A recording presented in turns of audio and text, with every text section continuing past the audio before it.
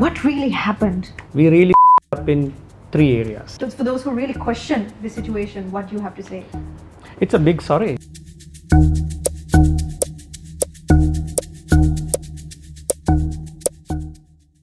We are reaching out to you with an exclusive discussion brought to you by Daily Mirror. And today we have with us an individual who made a turning point in the e-commerce sector in Sri Lanka and who has also been the talk of the town for controversial reasons.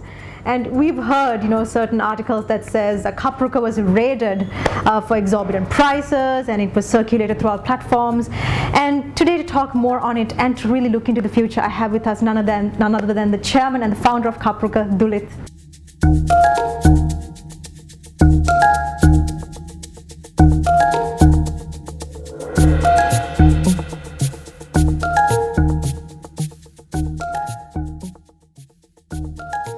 So Dulith, this has been 1 month of silence, and you may have your reasons as to why you decide to come out after a period of time. And we are also amidst a turbulent time. So what really happened? Because everyone has their own story. There was a variety of ways people communicated this incident. So Right. what really happened? If you look at the whole scenario, what happened back, as soon as the lockdown was implemented, and in that 2 days that we had this problem, we really up in 3 areas. Okay. First problem was in our whole inventory, we had 6 items that was not reduced the prices that the government has imposed on. So if, for example, if government comes and says, okay, from today onwards, you cannot sell this X product at Y price anymore, you need to bring it down by 100 rupees or 200 rupees, we failed to do that, right? Because we were too busy fighting the fires and, looking over the large logistics problems we had. We really missed the bus on it, and we had kept those prices without reducing. That's number one problem. Second was that there was a time that about 8 hours of transactions had failed through our Sri Lankan payment gateway and had gone through our US payment gateway. In that 8 hours, we had been charging customers in US dollars. And so there was a big price gap because the US dollar has dropped, it dropped from 180 to 190 in a very short time. And so that is the number 2. So again, number 1, we were not able to drop the prices as soon as the government told us to drop it. Second was that there was an outage, so therefore there was this US dollar issue. And the third issue being, we had a huge spike in orders within 48 hours. We had to cancel more than 25,000 orders in a very short time. About almost 75 million worth of orders had to be cancelled, and really had to disappoint those customers. People who really expected a company like Kapruka to be able to deliver within 24 hours, so at least the next day, we were not even being able to deliver for weeks. And so therefore the whole service level went from 100 to almost 0 for that whole week. Again, to summarize the main 3 issues that we had, first one being the prices, we were not able to drop the prices in time. And second is the dollar issue that we had for that 8 hours because of the rupee depreciation. Third is the biggest one, actually really hunted me down, was not being able to deliver the orders as customers expected. I mean, the e-commerce logistics is a complete different nightmare when it comes to peaks like this. When we were set up to do only 1,000 orders a day, and suddenly we end up getting 8,000 orders, in few hours, we completely got blocked down. Yes. And also, with one of the other things that people had a major concern on was the way the website kind of portrayed the availability of your goods, and there was a huge thing about the out of stock situation. The sold out issue. Yeah, the sold out issue. What is this exactly? What is the backstory to that? Well, the backstory is, I think, a mistake we did was when we found that we cannot sell these price controlled items at the price that the government has asked us to sell it at. Instead of removing them from the website, we had marked it out of stock or sold out, right? The moment you said that, so somebody can look at it and say, yeah, you still have the product. You still have the product at the wrong price. So that was a big mistake we did. We should have delisted it if we cannot sell at that price. Okay. So, you've taken many steps. You've probably taken 99 steps at this point to develop and contribute to the economy and do your enterprise as good. But this one particular 100th step could have really made people question the previous 99 steps you've made. Some people really feel like they feel betrayed from the situation. So as an entrepreneur, we live in a world of trial and error. How do you see this situation as an entrepreneur? What is your remark on that? And how are you willing to really make a certain recovery on that situation, especially people who have relied on your business? Right. So the as an entrepreneur, today it could be me, tomorrow it could be another entrepreneur. Every entrepreneur, if you really take them, their entire life's journey, there will be low points like this, right? If I write a book about the whole Kapruka, this would be a whole chapter where I went from 100 to 0 within 24 hours. Something you call hero to zero. Hero to zero in 24 hours, and being able to survive it, right? I did not rest a minute. I did not take even 2 hours of a break from that point until that, today's, I think, almost a month now. I worked every single day trying to bring it back to where it was, and trying to use the negative energy that it gave me to really, learn from it, right? And learn from it and correct it, make sure that this kind of thing will never ever happen again. And most of all, give leadership to the enterprise that I represent, right? Just like I have to be responsible to the customers, I have to also be responsible to the staff that works for me, because they have nowhere else to look but me, right? So I cannot take a back step here. So I have been working 35 days non-stop. Yes, Dulith, and you did mention a few factors that you wanted to highlight on, but other than that, there were some other things like, about refunds not being delivered on time, right, and things like that. So is this all to it, or is there more, that kind of adds on to it? What about this refund situation? Right, so the refunds issue was a very challenging one. Normally, we didn't have the facility to issue thousands of refunds within such a short time, right? And it took us almost 3 weeks to really complete the batch of refunds that we had to process. When it comes to debit cards, the refunds, especially when it comes to debit cards, a refund will go to the issuing bank, and then the issuing bank sometimes will have to manually issue it, and the banks are working slow these days.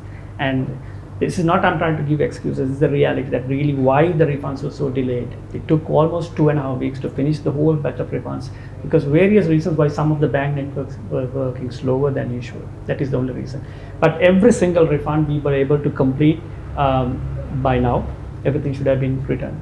Yes, so I guess that is the entire situation that was behind the whole headlines that said Kapruka was raided, and different people had different stories on that. So to kind of talk about how important was it for you to learn from this and move forward, and what kind of a remark or what kind of feedback would you like to give to those who felt betrayed? Because like I said, there are people who really had faith in the business and who have been supporting you throughout, right, day one, and they've been approaching globally, like their loved ones and everyone. So for those who really, for those who really question the situation, what do you have to say?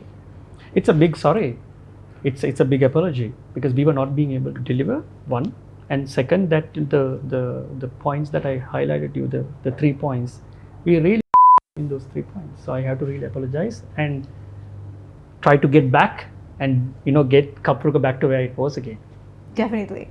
And Dulith, talking about this entire situation, you personally told that you don't want to spend too much time trying to elaborate on it, but this really took a toll on the brand name Kapruka, but at the same time, from another dimension, we can see it also took a toll on Dulith as a person. So as an entrepreneur, you did have to, have a fair share of experience trying to deal with it. But as a person, as a father, as a trusted employer to many people who work for you, as many other multiple roles, you personally had to deal with this too. The attacks, the ridicule, we see a lot of content on social media platforms. So Dulith Herath as a person, what was your experience and how did you really tackle this situation? So I think most of my energy really was spent on 3 areas. Really, I didn't really think about myself, trying to think about the future of the Dulith Herath brand. I had to really put the energy into people who believed in me, employees, my family, my parents, and the customers. So about 99% of the energy was really put into making sure that they don't collapse. Yeah, we heard that you were not picking up any calls. You were just really I was not picking up calls. I was prioritizing. I need to get this problem fixed. I need to get these 3 big problems out of my way first, and then second, I need to get my employees to not collapse. Not they suddenly look up and say, "Oh, what just happened? Is the boss going to be okay? Is it going to be is Kapruka ever going to be normal again?" So I had to give them that confidence. On top of all this, the COVID epidemic that's going on, and then comes the family as well. I remember still, when this happened, the first day, after a couple of days, and I went back home, my daughter was in tears. She was seeing all these cartoons about me on Instagram. And, I told her, look, this is not a big deal. There are 15 cartoons here of me with different hairstyles. Why don't you pick the best one? Right? That completely changed how she looked at it. And she actually picked one. Right? And I still remember my son, he was more into a solutions guy. He's like, oh, what can we do? How can I help? That kind of thing. So every different people, I had to really not think about, how I feel about it. I had to really put that energy to make them feel good about it. And actually, once they settled down, once I saw customers, coming back to norm, Kapruka order levels have come back to normal, and the employees are now again, back to normal. They know that we are going to be all right. Now it's a little bit of time that I think, I can look back at me, take a step back, and even open up, talk to the community, even have this interview. I declined many times, and being able to now, really be myself again. I think this is a nice cycle that most entrepreneurs will once in their lifetime will go through. Right? That's the most important thing, how you carry on. And was that also one of the reasons why you took a month to break the silence? Yes, I think if you take the whole month, 3 weeks would have been really spent on making sure the problem is sorted, addressed, making sure my support network is calm and understand really what happened like this. And then third, to really reflect back on myself and make sure that I will not leave room like this for something like this to happen again in the enterprise again. Okay. Thank you so much for sharing your sentiments on that. And now, as a person, I know from the conversations we've had, you look into the future as well. Like, there's no point clinging on to the past. And Sri Lanka has massive potential in terms of, the startup culture and, the SME sector that we are going forward with. But with this situation, with the pandemic, what is going to be the future of the SME sector? Because we have ample evidence and knowledge about the global perspective on it. We've seen so many entrepreneurs talk about it. But I personally know you as a person, you can have a localized approach to that question. So tell us, what do you think is the future going to be like in the SME sector? So in Sri Lankan context, I strongly believe there will be two types of companies that will survive well. One is the companies that has been really deep rooted into our culture. Those companies I don't think are going away. I mean, you can say, take Lemon Puff, for example, right? It's been there for generations. I don't think people will stop eating Lemon Puff, right? Even when we come out of this. So those kind of businesses that has been really deep rooted will continue, and those companies will also have the capital and the cash flow and the balance sheets to really survive this kind of thing over 2-3 years. And the second type of companies that will survive are the companies that are innovative. So if you are a company that has been doing a regular kind of a service and hope to just reopen and be normal in a year, I strongly personally doubt that's not going to work. You have to really innovate. Whatever you are doing, you can be a doctor, you can be an engineer, you can be a very small SME with 10 employees. But if you are planning to just do exactly what you were doing before and now also, that's not going to work. Right? And third is the new entrepreneurs. Sri Lanka has about 1% entrepreneurs, like compared to some other countries, even if you take even South Korea, they're almost double digits. So we have very few entrepreneurs in Sri Lanka. But with the pay cuts coming and with some jobs being lost, I think there will be a lot more entrepreneurs in Sri Lanka. What sometimes holds a good entrepreneur is the paycheck. Right? So once you get a paycheck, you are enslaved to that paycheck. We need this every month. I need this every month. Because of this paycheck, I am not going to start my company. Now that the paycheck is affected, or sometimes even taken away, that gives you the I don't give a damn kind of attitude about, okay, now I'm going to start on my own. I have nothing to lose. So now I can, start something attitude. So those three. Again, the household kind of brands that have been there for a long time. Second are the companies that are going to innovate and not do the same thing that they were doing before. And third are the brand new entrepreneurs who are going to come out because there is no longer that paycheck liability in their hand. Now, Dulith, talking about the future, right? With this lockdown, we see that it is not just changing how the world see life and living in the moment. We see a lot of psychological changes going through people, but at the same time, this is going to gradually give rise to a new economic system, and we can see AI, cryptocurrency, new concepts coming into the equation when it comes to building a new economic structure. So in the Sri Lankan context, we see even to get the orders done from the shop by the junction, we use WhatsApp now. So like things are gradually changing, and how do you think this practice this will keep on happening, and what's the nature you see for the future of the e-commerce industry after the pandemic? But if you're thinking that this is going to majorly create a demand for e-commerce, you may be somewhat right, but I don't fully agree with you. I think once the lockdowns are over, our habits of going back to the shop will still continue. There will be a few in the metro areas who will be hesitant to go, but if you take the whole country as a whole, they will just go back to the shops and they'll try to shop as usual. That'll happen. But there will be a leftover component. There will be a good maybe 5 to 8% of people who have now got the hang of the whole online ordering thing, just like how we got used to Uber Eats, etc. During a very short period of like 6 months, that will help. But also you must keep in mind, now the e-commerce competition, so competition to me will be 100 times more, because now everybody has taken e-commerce seriously. That's a good thing about it. So that is going to grow the whole e-commerce industry, and that is great for the country, right? I will have 100 competitors to deal with, but if this kind of thing did not happen and push the demand like this, if they had taken 10 years for 100 competitors to come, what happens when competition comes? The whole industry will grow. What happens when the whole industry grows? The whole pie of the e-commerce, the whole the market size will grow, and this will give us more opportunities for e-commerce companies to thrive. So it's a good thing for e-commerce, but it's not going to be easy for e-commerce, because you are not going to be it's not going to be just 1, 2, 3 companies in Sri Lanka doing e-commerce. There's going to be hundreds of companies doing e-commerce after this. And Dulith, you and I both know that the SME sector is very important when it comes to contribution to the GDP. We see there's massive potential in that area, but we can see with these limitations we have at the moment, those who have been doing their businesses through platforms, they have so many difficulties, especially with logistics, getting access to the market and also the supplies. So many avenues of issues that they have. So how do you think they can overcome this situation, and what kind of challenges do they have? How can they overcome it? And also, how can massive e-commerce platforms like yours also play a role in optimizing these kinds of business deliveries? Right. So I think the biggest problem the smaller SMEs who are selling on Facebook, Instagram are going to face is their supply chain issues. They are not going to be able to source the products anymore from China and other markets the way they used to. But the upside of this is I've seen a very big rise in local produce.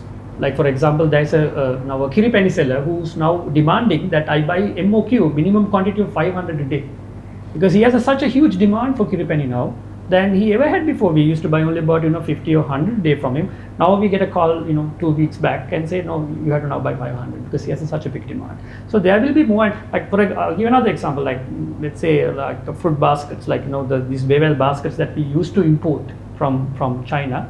We don't bring it anymore. Now we've given it to so many local producers who are making them and giving it to us. So there will be more and more demand for local produce, which is a great thing. Now these SMEs or the local entrepreneurs who used to be selling products that were imported should now look at selling products that are now locally produced, right? So including toys. Now toys are in the banned list. You cannot import toys anymore for a long time. So why can't we make toys, right? So, but do you think that people who make toys can also sell them online? Probably not. They can only make them, right? So these are these SMEs or these small sellers who have experience in selling products online. They used to be selling imported toys. Now they can simply source it from the local guy and sell. So this is how you build the internal connection of the supply chain without having to rely on. You simply change your sourcing to local as much as possible. I know you can't do everything, but as much as possible. Like even mobile phones. Now mobile phones are not allowed to be imported for a long time, but spare parts are imported, right? So I don't know. Somebody might come up with a way to simply make a locally made phone by putting the components together.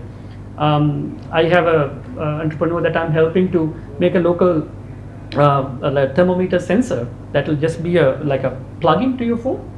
And that thermostat meters right now is sold at 20,000, etc., right? But you can make a small sensor that will plug into your phone, and you write an app, and you can make this for 800 rupees, right? So you just bring the component, you plug it into your phone. So that's just one idea where you can bring in the minimum quantities and make the end product here in Sri Lanka. Right, and also we know there's going to be a lot of regulations that will limit non-essential item imports, right? So this is definitely with the standard of living, with the lifestyle trends that we've been following. A lot of people are going to have certain, challenges that they're going to face because, some have recreational purposes, some have pets. There's a pet food problem. I personally know that too. So because of this, it's non-essential item restrictions.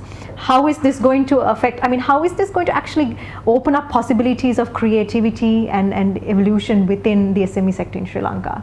Because I feel like when you don't have the option of bringing it, we have to make it on our own. So this possibility, what do you see for there's a huge, the creators?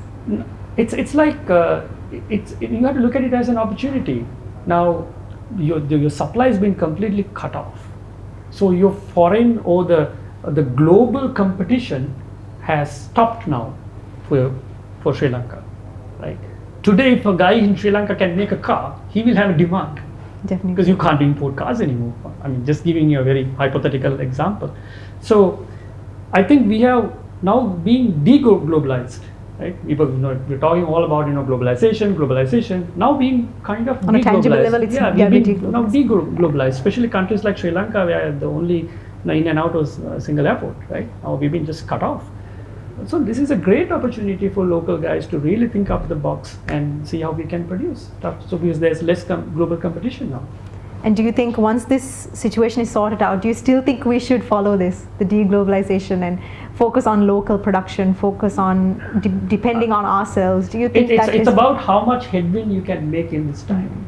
Now imagine in 9 months down the lane, 20 local brands have come up because of the less supply or the supply limitations. And now countries open up, we globalize again, but these 9 companies that I just explained you would be surviving, right? So that is the leftover or the produce of that lockdown. It's never going to be like, it will globalize again, obviously. I mean, our children, our next generation will again be globalized again. But this is an opportunity for us to create, and my biggest thing is I hope Sri Lanka will have a huge boom of entrepreneurship in this lockdown time. So we did touch upon a few vital things, but you better not go into hiding because we have a lot more to talk about in the upcoming future because there's a lot of potential. We have to start thinking new, and you're definitely up there as someone we can look up to in terms of recovering and thriving in a situation like this. So once again, thank you, Dulith, for joining with us. But for the time being, is there anything you would like to add to this edition? So as last remarks, I must say sorry again for what happened and apologize, take total responsibility, and we made all possible attempts to do the corrections. Secondly, there were a lot of people who supported me who from day one that this happened. There are a lot of entrepreneur community that supported me. There were people who were very close to me, who knew me, they were really standing behind me, who also got a big backlash, right? And they stood up for me. I really, really appreciate what they've done. And thousands of people who tried to call me and who I declined the call, who I was not in a mindset to answer and discuss this. I apologize to them. And the main take-home message is I'm going to keep going. Right. And all the very best with everything you do. And we will definitely communicate many more important things to everyone out there in the upcoming future with how the situation goes. I would like to shake your hand, but I'm going to say Aiboan, and Sure. Let's see how it goes. Thank you.